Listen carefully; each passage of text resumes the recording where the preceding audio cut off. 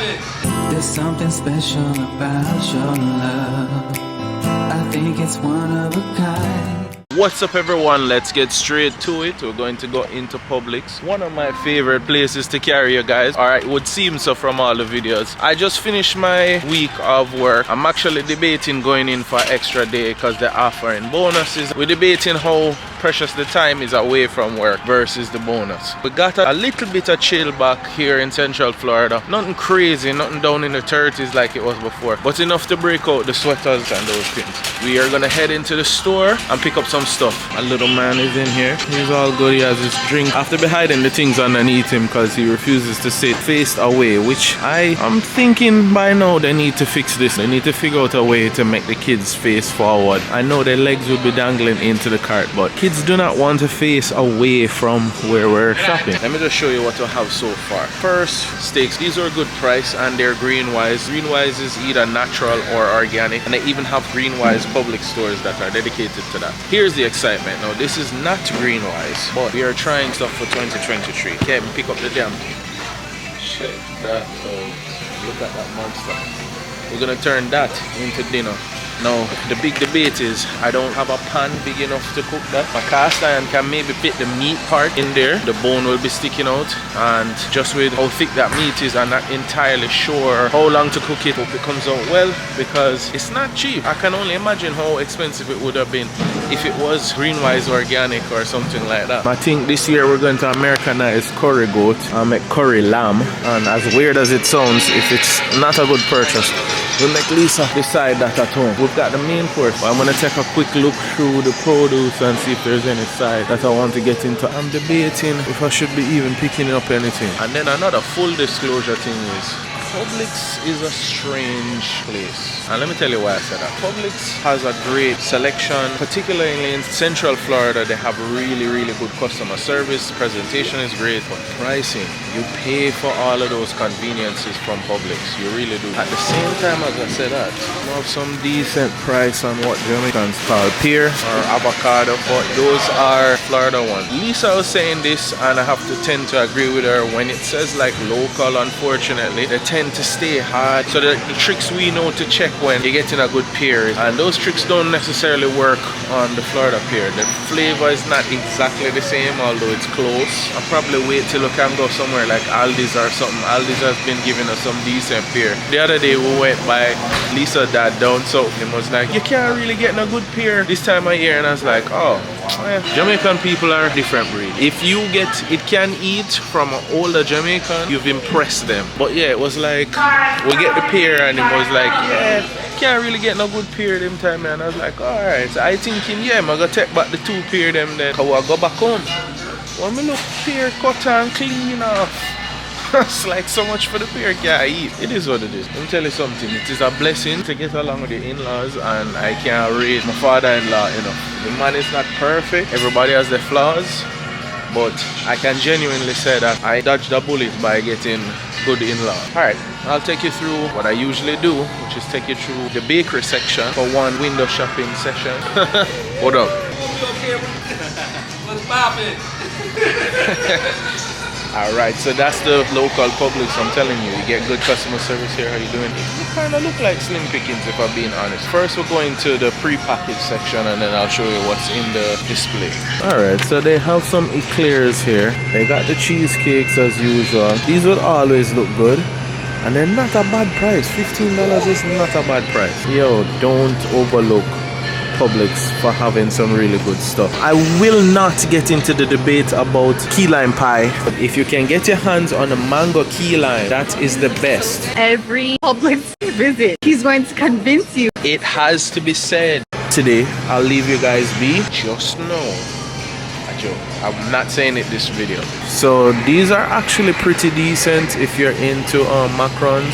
Onto the cakes. Look at that stuff. I really just come over here to get you guys hungry and keep you guys watching, because I know that there's no way, unless you just don't like food, that you can see these and not be interested.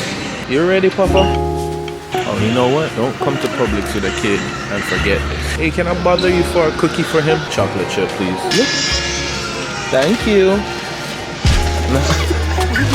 Oh, thank you. Now here's the debate. Do I go to self-checkout, which I hate, or do I wait on the cashier, which I then giving the cashier more work? You know what? We're not fighting it. Today we're going to go with the automation, unfortunately. Good, how you doing? How you doing, my man? Good. You find everything? Yeah. Perfect.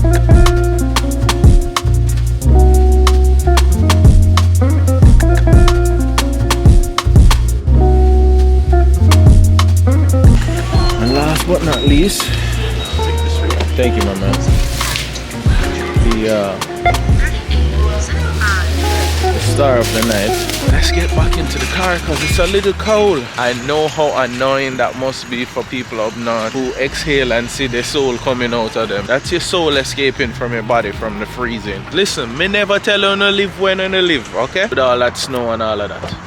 In all honesty, I wish everybody well in that. I hope everybody is coming out and will fare well in the winter. I know how serious that can be. Even down here, as a nurse, we'll have our homeless population start to come in and fake all kind of stuff, or you know, things that they wouldn't normally come in for. And it's really because they might not have anywhere to sleep that night, so they'll come in, they'll say they have chest pain. And as nurses, sometimes we'll forget about that, but we just have to remember, like, these people are on the hardest time, and there's nothing worse than it being cold outside, or if a storm is coming or something and you don't have basic needs for life, like somewhere to sleep at night. Anyway, let's get home. I'm feeling myself, feeling myself. I'm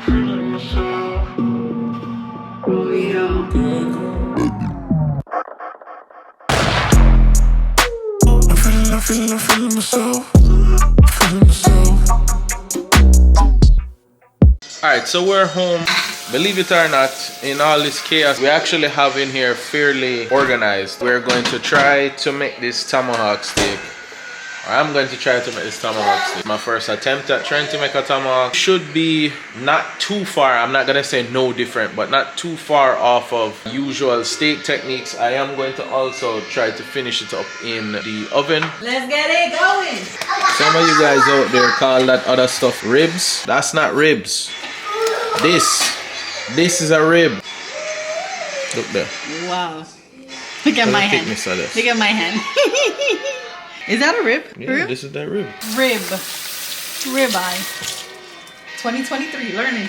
I don't know about that. Alright, let's get to seasoning. So obviously you can salt it on both sides by flipping it, but what I'm going to do is actually throw down some salt on the board first. I am going to be using both kosher salt, coarse, and also some Himalayan salt that's not from the Himalayas, okay? Because most of the salt is not from the Himalayas when they call it Himalayan salt. Usually from Peru or something. Yeah. It's probably like a half a teaspoon, maybe. Not even a quarter teaspoon.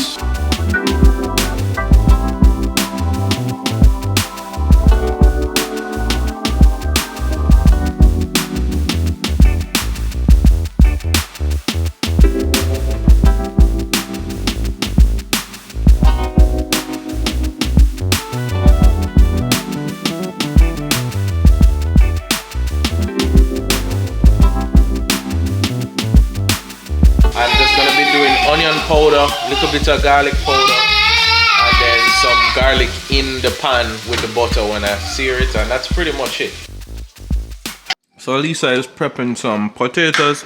I'm waiting on the pan to start smoking. Let me see what's setting me on this pan.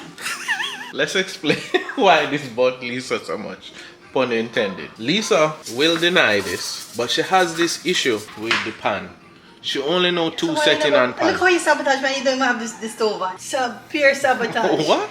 Pure sabotage. Now you are cooked this up. Oh, you just had it on and then you turned it off? Is that not a fact? Yes. Did you turn it off? Oh, okay. Yes, because I wasn't gonna cook there anymore. You but then put out the pan to I cook. said put the pan there. You never explained that's what you were doing. I just have a. I thought you were just covering the area because it's hot. That's why I put the kettle there. And then when you water? No, not by the time you take out the pot, babe. I'm talking about when you said put a pot there. I thought you're saying cover it to go and burn up. Zoom in. Sabotage. Anyway, listen. So Lisa only thinks that the stove is capable of two settings. Extremely low or all the way hot. So if you tell Lisa like, yo, it's cast iron you're cooking with, Lisa will just left it on high and then put in the food in there, and when it burn up, she's like, what I did, what you said, and I'm always like, Lisa, turn it almost all the way off. How many times you ever have burn up rice? What are you talking about? How many times did I ever give you burn up rice? Wait. Hold on. Because you're not really proving your point that very well. Oh, so when you burn up cook, rice? wait. When you cook, no, I never said that, did I? When you cook rice, you don't have to boil rice. In the beginning, and then you turn it So you down. turn it up high, right? Okay, that's what I'm saying. You don't seem to utilize anything other than that setting. Pan is actually up too high for me right now. Oh. So I'm gonna turn it down because I'm not actually over there cooking. I would have turned it down by now anyway. But the last little thing I'm gonna do, yeah, turn it down for me. Just throw some onion powder on there. I'm going to use some minced garlic anyway. There's some chefs out there that will turn up them nose to anything that's not you taking out a fresh garlic that you had to just peel a while ago, but I'm not a chef around here, so garlic powder and some minced garlic is enough for me. I want to illustrate again that Lisa went from high to absolutely low, right? But when I say it, it's live and tell for her. Yeah, I can't stand it. Oh, man. Yo, you know, who not distract me now? Hold on, let me finish. Black pepper.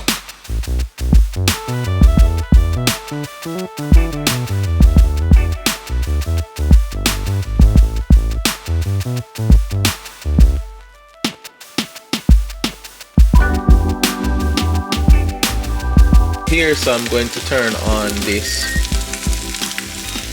I'm gonna go with a number that seems to be fun to certain people. I'll go with 420. And I'm going to set a timer. This is so silly on this microwave. I like this microwave, but the fact that I have to open the microwave to turn on the timer is the dumbest thing ever. So obviously the only reason I think this is not gonna bring Lisa joy is because I don't want to burn up the dinner, but I did actually kind of burn my crust on this one, so I'm gonna have to really watch this side. Pan was up too high and I just have to turn it down.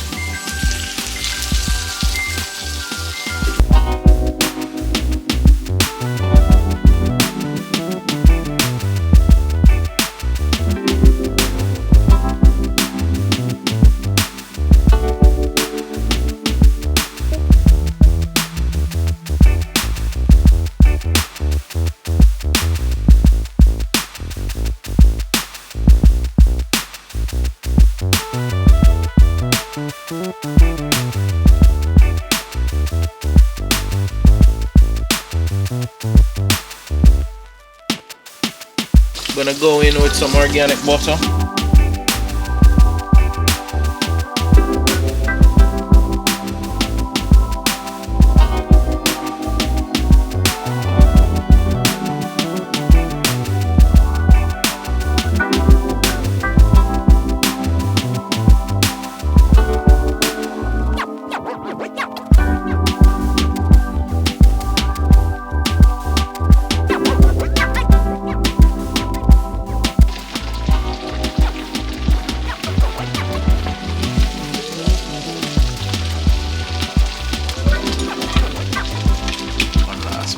Of this steak smells amazing and looks really good. We'll see how well it actually cuts, final product, but this is only gonna go in for a couple of minutes as far as I'm concerned. Alright, so the steak has gone in. So wish us luck. Comment below with what I could have done differently or what I should do differently in the future. Hopefully the side of them can save if this is not edible. Alright, so you guys want the big reveal? This is how it looks, and I will admittedly say looks can be deceiving, especially until you cut into it. To me, I think it looks good. First of all, everybody online was telling you to bake it first and then sear it last. I didn't want to do it that way, and that started a whole bag of drama. Here it is. It looks very similar to when it went in, so it still looks very good. I'm just a lot more confident with cutting it now. I'm gonna wait and have it rest now, but I'm gonna check the internal temperature one last time so you guys get to see. There is, after I did some more time in the oven. Not really sure, Lisa would have to tell you what the foil is for, other than to be able to handle it.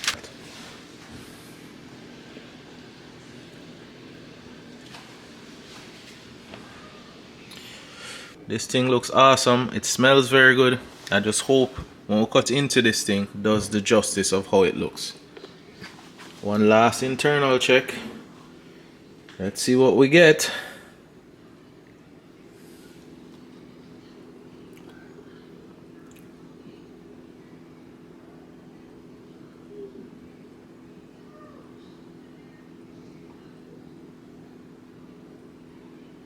On 42,